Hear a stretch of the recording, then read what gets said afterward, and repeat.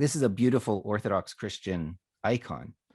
And in Orthodox Christianity, the idea is to give a kind of window into some spiritual belief, much as you were saying for the iconography in the synagogues, actually. And you're supposed to look at it and meditate on it and receive some idea. Now, I don't belong to this tradition, and I'm no expert on interpreting Orthodox icons, but I know a little bit about it. And I was just looking at this and thinking about it, and it is really an interesting image, and every single detail of these icons were planned out, very, very, very carefully. So I'm not going to do it justice by any means, but I had a few thoughts about it. First of all, you see three people. There are three different individuals, so to speak. Now, from the Christian perspective, I think one of the advantages of this understanding of the Trinity is that it can show a relationship. Hold on, Dr. Gruber. This is let's just put this in the context. This most probably is referring to the Lord and two others, right? To the three people coming to visit before Sodom and Gomorrah, or is that not? Yeah, no, it is.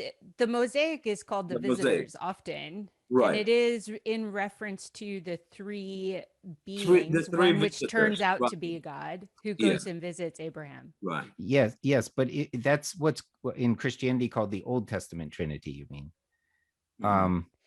Yes? Yeah. I mean, it's one of those looking back onto a story and saying we see evidence of what we're going to interpret as the Trinity in that particular. Right. So if you look up at the top, it says in Old Slavic, Svitaya Troitsa, right, which is the Holy Trinity. So it's equating that scene with the later Christian conception of the Trinity. In other words, it's saying the two are the same. Right. And so you see three different individuals, distinguishable in like space, in physicality. What's very intriguing and clever about this image is that they all look very similar. So you the more you look at it and meditate on it, you think, are they three or are they one? Which is one of the points that they're trying to convey. So it's a really interesting image. But my provocative point is, well, from the perspective of the Hebrew Bible and Jewish understanding, you're only supposed to worship one. And in the Trinity, even if it's still monotheism, does it contradict this principle? I'm sorry, repeat that. I was reading an internal memo. Go ahead. No, I'm just making the distinction between just the last portion. I'm sorry. I did yeah. Monolatry. So monolatry, basically, almost is the Trinity monolatry? Or is it, it may be monotheism, but is it monolatry? Thank you, Cindy. You put it better than I did. Okay. I listen, I'm not as smart as I look.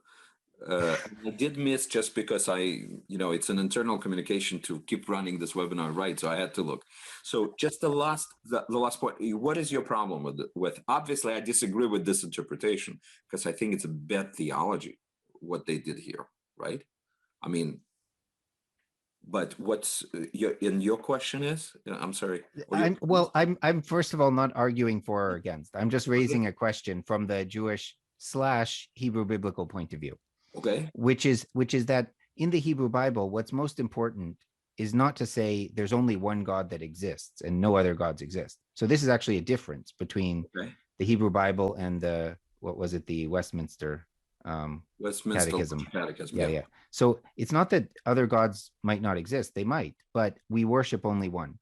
Yeah, we worship only one being. Okay. And here in the image of the Troitsa, the image of the Trinity, you seem to have three beings, which but it's like it's to me this is an attack on a straw Trinity. I think, in other words, this is a very bad example of Trinitarian thinking. Very, very bad example. Although obviously, because it is in the enshrined in the Russian Orthodoxy, one of the main Nevskaya Lavra is one of the very important places. But I would say that this is, you start analyzing this, you could see the theological mistakes. Okay, very significant, serious theological mistakes. So I would suggest not to debate that. Wrong, I think, not even historic understanding of Trinity. But if we're debating is historic Trinity right or wrong, for example, or at least think to what degree it may be or may not be, I think it's better for us to concentrate on what has been accepted by pretty much all Christians, Well, yeah. and that is more or less how I described it.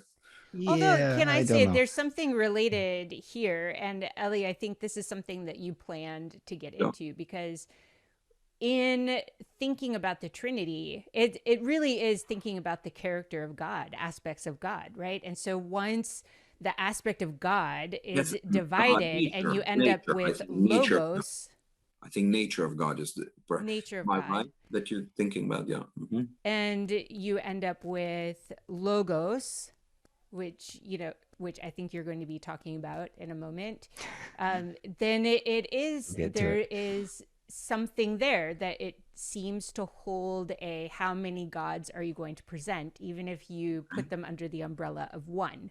Yeah. So I think that's a little bit what I hear Dr. Gruber getting at, is when you have this God who is one nature, but now you're going to talk about various natures of that God, it starts to split up that God into many. No, listen, I don't like, to tell the truth, I don't like the Trinity discussion. Okay, I would also far prefer Dr. Gruber's thinking, and actually the apostolic thinking. They were not into that. I mean, later scribes had to add, and the three are testifying in heaven. Remember, Father, Son, and the Holy Spirit. That's not an original. There is nothing. There is nothing like that in the Bible. Later scribes had to insert it to make the Trinity sound more biblical.